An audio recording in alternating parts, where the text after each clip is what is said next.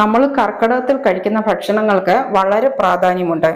കർക്കിടകത്തിലെ കാലാവസ്ഥയ്ക്കനുസരിച്ച് അസുഖങ്ങളുടെ ഒരു സമയമാണ്. രോഗപ്രതിരോധ ശേഷി കൂട്ടാനും ശരീരത്തെ ശുദ്ധീകരിക്കാനും ഒരുപാട് ഹെൽപ്പ് ചെയ്യുന്നതാണ് ഈ തുളസി രസം. കുരുമുളക് കൂടുതലായിട്ട് തുളസിയും ഒക്കെ ചേർത്താണ് ഇത് തയ്യാറാക്കുന്നത്. ഇത് തയ്യാറാക്കാനായി ഞാൻ ഒരു പിടി തുളസിയില പറിച്ചെടുത്ത് നല്ലതുപോലെ കഴുകിയ ശേഷം വെള്ളം മാറാനായി വെച്ചിട്ടുണ്ട്.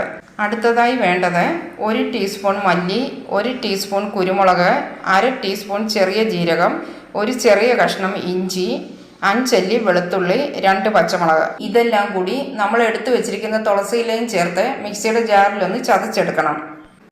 എല്ലാം കൂടി ചേർത്ത് ജസ്റ്റ് ഒന്ന് ചതച്ചു കൊടുത്താൽ മാത്രം മതി, അരിഞ്ഞു പോകരുത്. ഇങ്ങനെ വെള്ളം ചേർക്കാതെ ചതച്ചെടുക്കുക. ഒരു മീഡിയം സൈസ് തക്കാളി ചെറുതായി മുറിച്ച് വെച്ചിട്ടുണ്ട്. ഇനിയും വേണ്ടത് 1/2 ടീസ്പൂൺ മുളക് പൊടി, 1/2 ടീസ്പൂൺ മല്ലിപ്പൊടി, 1/4 ടീസ്പൂൺ മഞ്ഞൾപ്പൊടി. എരിവ് കുറഞ്ഞ മുളക് പൊടിയാണെങ്കിൽ 1 സ്പൂൺ വരെ ചേർത്ത് കൊടുക്കാം. വാളംപുളി ഒരു നെല്ലിക്ക വലിപ്പത്തിലെടുത്ത് കുറച്ച് വെള്ളം ഒഴിച്ചു കൊടുത്ത് പിഴിഞ്ഞെടുത്ത് വെക്കുക. ചൂടായ ഒരു മൺചട്ടിയിലേക്ക് 1 ടേബിൾ സ്പൂൺ വെളിച്ചെണ്ണ ഒഴിച്ചു കൊടുക്കുക. എണ്ണ ചൂടായി വരുമ്പോൾ അതിലേക്ക് 1/2 ടീസ്പൂൺ കടുക് ചേർത്ത് കൊടുക്കുക. കടുകെല്ലാം പൊട്ടിയ ശേഷം ചതച്ച് വെച്ചിരിക്കുന്ന ഈ കൂട്ട എണ്ണയിലേക്ക് ഇട്ട് കൊടുക്കുക. ഇതിൻ്റെ എല്ലാം പച്ചമണം ഒന്ന് മാറുന്നത് വരെ വഴറ്റിയെടുക്കണം. എല്ലാം കൂടി നല്ലതുപോലെ വഴറ്റിയ ശേഷം നമ്മൾ അരിഞ്ഞു വെച്ചിരിക്കുന്ന ആ പഴുത്ത തക്കാളി ഇതിലേക്ക് ചേർത്ത് കൊടുക്കുക. തക്കാളിയും ചേർത്ത് കൊടുത്ത് നല്ലതുപോലെ തന്നെ വഴറ്റിയെടുക്കുക. തക്കാളി പെട്ടെന്നൊന്ന് വെന്ത് കിട്ടാനായി ഒരു 2 മിനിറ്റ് ഒന്ന് അടച്ചു കൊടുക്കുക. 2 മിനിറ്റ് കൊണ്ട് തന്നെ ഈ തക്കാളിയെല്ലാം നല്ലതുപോലെ തന്നെ വെന്ത് കിട്ടിയിട്ടുണ്ട്.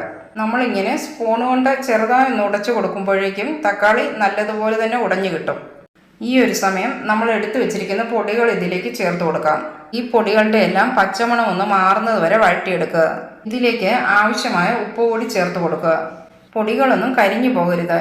ഇതിൻ്റെ എല്ലാം പച്ചമണം ഒന്ന് മാറുന്നത് വരെ വഴറ്റിയെടുത്താൽ മതി.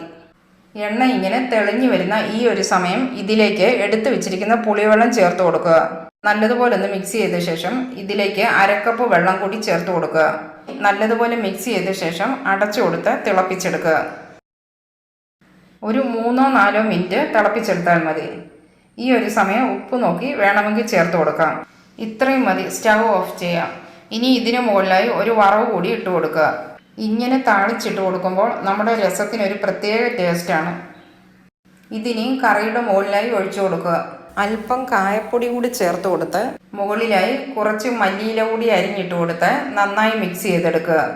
ഇതൊരു മരുന്നായി മാത്രം കണക്കാക്കേണ്ടതില്ല. കഫക്കെട്ടും ജലദോഷവും ഒക്കെ ഉള്ളപ്പോഴും ഇത് കഴിക്കുന്നത് നല്ലതാണ്. രസത്തിൻ്റെ ഗുണങ്ങൾ എല്ലാവർക്കും അറിയാം. ദഹനശേഷി കൂട്ടാൻ വളരെ നല്ലതാണെന്ന്. അതുകൊണ്ടാണ് സദ്യയൊക്കെ കഴിച്ച ശേഷം രസം കഴിക്കുന്നത്.